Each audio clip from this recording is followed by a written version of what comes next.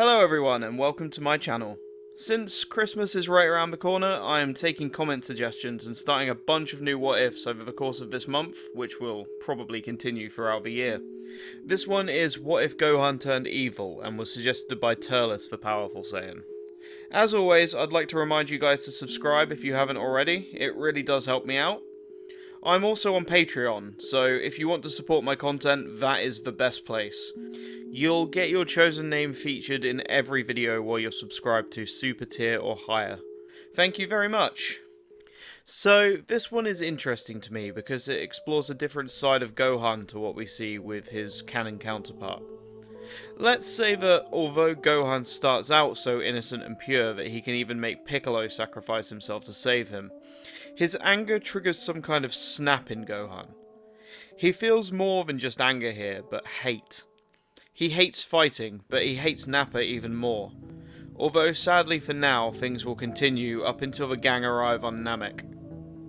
Now, this Gohan feels apathetic. He cares about Piccolo, Krillin and his parents, of course, but as far as he's concerned, the rest of the world is dull and pointless. Seeing Piccolo and his dad's friends die in front of him at such a young age has changed Gohan, messed with his head. The previously optimistic and spirited boy has become moody and unkind. This begins with Gohan snapping at Bulma for all of her complaining, something that he'd never have done in canon. But things really heat up when the two Frieza soldiers appear and destroy their spaceship. Gohan flies into a rage immediately and wipes them both out with a massive Masenko. Krillin is shocked that Gohan would go that far, but Gohan retorts that these guys were clearly evil and that Krillin should stop being such a baby. During the fight with Dodoria and the Namekian villagers, Gohan flies in earlier than usual, kicking Dodoria away as he and Krillin save Dende and Cargo, while the Namekian warriors save Mori and Scatter. Dodoria obviously follows the Earthlings in a rage and Krillin blinds Dodoria. Gohan urges Krillin to finish it, but Krillin just drags Gohan to a hiding place and they make their escape. The story progresses as usual, with Krillin only begrudgingly agreeing to take Gohan to draw his power out because it's necessary, with Vegeta now after them. Although Guru senses the turmoil and rising darkness deep within Gohan, he still releases his potential. Like Krillin, he recognizes that it's necessary right now. The fight with the Ginyu Force is similar to usual, although Gohan feels strangely satisfied at the death of Guldo. He still gets his neck broken after standing up to Recoome, Goku arriving just in time to save him with a Senzu Bean. Although Gohan gives more in the fight against Ginyu Goku, he still loves his dad and it falls to Vegeta to finish the job. Things progress as usual from this point on, the only change is coming in Gohan's demeanour. He's more volatile and emotional, but the fight goes pretty much the same way. Gohan is still too terrified to do anything when Dende is killed, despite developing some care for him. Once Goku arrives, everything falls back into canon, until Piccolo is shot through the chest with a death beam, courtesy of a now very angry Frieza. But he's not the only one. This Gohan doesn't fall into fear and despair this time. He sees Piccolo fall before his eyes and flashes back to what happened on Earth. He starts trembling with rage. One of the 4 people left in the world that he cared about is seemingly dead again, with absolutely no way to revive him this time. He locks eyes with Frieza as Frieza chuckles. This pushes Gohan over the edge and something snaps. Frieza then makes his biggest mistake and blows Krillin to pieces. Lightning falls from the sky as the ground cracks and shakes beneath the feet of the 2 enraged Saiyans. Their eyes glaze over and their hair stands on end and turns golden as they both let out their wrathful screams. Goku and Gohan have both become Super Saiyans. Goku tells Gohan to control himself and leave, taking Piccolo with him, but Gohan is having none of it. He flies at Frieza and starts wailing on him. When Frieza releases more of his power and starts fighting back, Goku is there to stop him from hurting his son. Although Frieza would be a lot stronger than Gohan at this point, 2 Super Saiyans beating him within an inch of his life enrages him. Frieza charges a death ball, but Gohan sees it coming and catches it before it connects with the planet. Goku joins in and the father and son redirect the ball before continuing the fight with Frieza.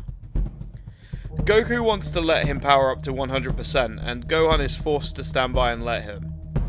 Both of them are battered and injured by the full-powered Frieza, especially Gohan, who is knocked into a mountain and unconscious. This enrages Goku, although he's also excited at the prospect of fighting Frieza alone. The epic duel on planet Namek continues until Goku grows bored. Frieza attempts to slice him in half, but only manages to do it to himself. As Frieza makes a desperate plea for mercy, Gohan springs out and fires a full-power Masenko directly at the weakened Frieza.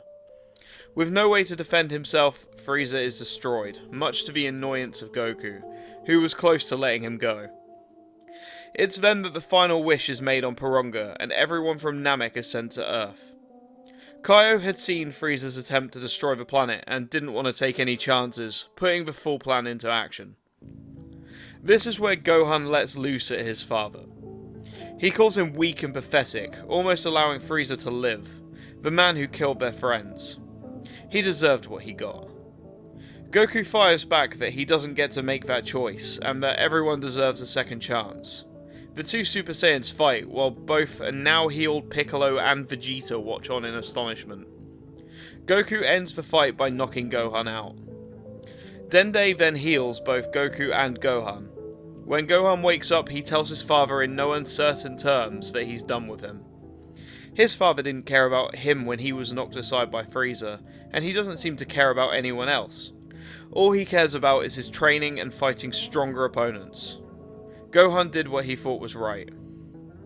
He blasts off, away from Goku, and Piccolo stops Goku from going after him. Time moves on as usual, with the only difference being that the Namekians return to their home planet this time. Gohan hasn't been seen since he flew away, but soon enough a ship arrives on Earth. It seems that the Frieza Force caught a deserter attempting to flee the planet, Cranberry. He told them everything that happened, and that Frieza had been killed by two Saiyans with golden hair. When the Frieza Force went to explore the planet, it was empty, so they left it alone and began heading to the next best place, Earth. As the ship descends, Earth's fighters gather nearby and ponder what to do. Vegeta sarcastically says that they should probably ask the Super Saiyans. Goku is standing atop a small hill nearby, a stern look on his face. Across a small gap on another hilltop stands Gohan, accompanied by Piccolo. Goku asks Gohan if they can put their differences aside. They brought Krillin back, Piccolo is okay, and Frieza is gone. They have no reason to fight now. Gohan thinks this over, but ultimately slaps his father's outstretched hand away, saying they have more important things to worry about right now than this sentimental garbage. The warriors turn to face King Cold's ship. And that's where we'll leave this story for now. So, what do you guys think? How much farther will Gohan fall? And how will Goku react? Tune in to find out next time. I hope you guys enjoyed this new What If, and if you did, please feel free to drop me a like and subscribe. And as always, I will see you in the next one.